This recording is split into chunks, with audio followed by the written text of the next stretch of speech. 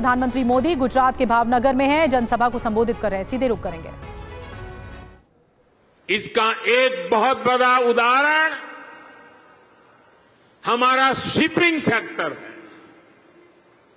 आप भी जानते हैं कि भारत सदियों से दुनिया की एक बड़ी समुद्री ताकत था।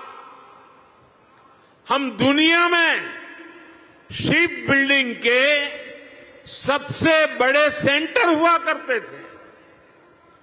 भारत के तटीय राज्यों में बने जहाज देश और दुनिया के व्यापार कारोबार को गति देते थे। यहां तक कि आज से 50 साल पहले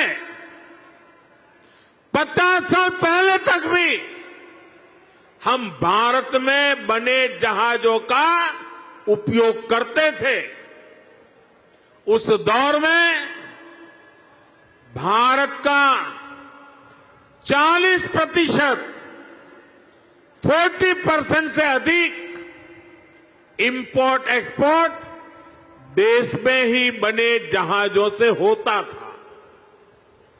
लेकिन फिर देश का शिपिंग सेक्टर भी कांग्रेस की कुनीतियों का शिकार हो गया।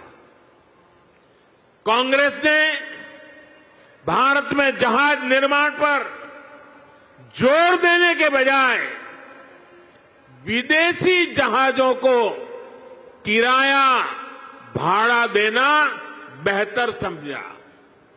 इससे भारत में शिप बिल्डिंग इकोसिस्टम ठप हो गया। विदेशी जहाजों पर निर्भरता यह हमारी मजबूरी बन गया। परिणाम यह हुआ कि 50 साल पहले जहां 40% व्यापार भारतीय जहाजों पर होता था, वो हिस्सा घटकर सिर्फ 5% रह गया।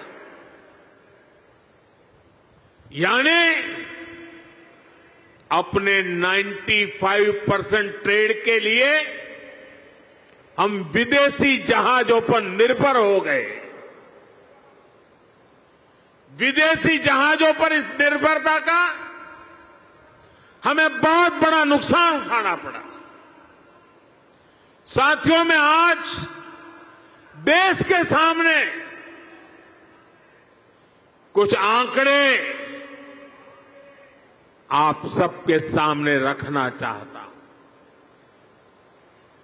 देशवासी ये जानकर हैरान रह जाएंगे कि आज भारत हर साल करीब $75 बिलियन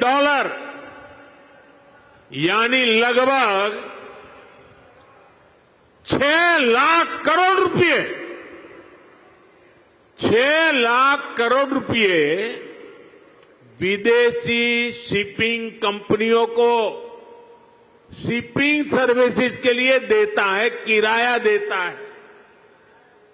ये आज भारत का जितना डिफेंस बजट है, करीब करीब उतना पैसा किराए में दिया जा रहा है। आप कल्पना कीजिए, 7 दशकों में कितना पैसा हमने सिर्फ भाड़े के रूप में दूसरे देशों को दिया है।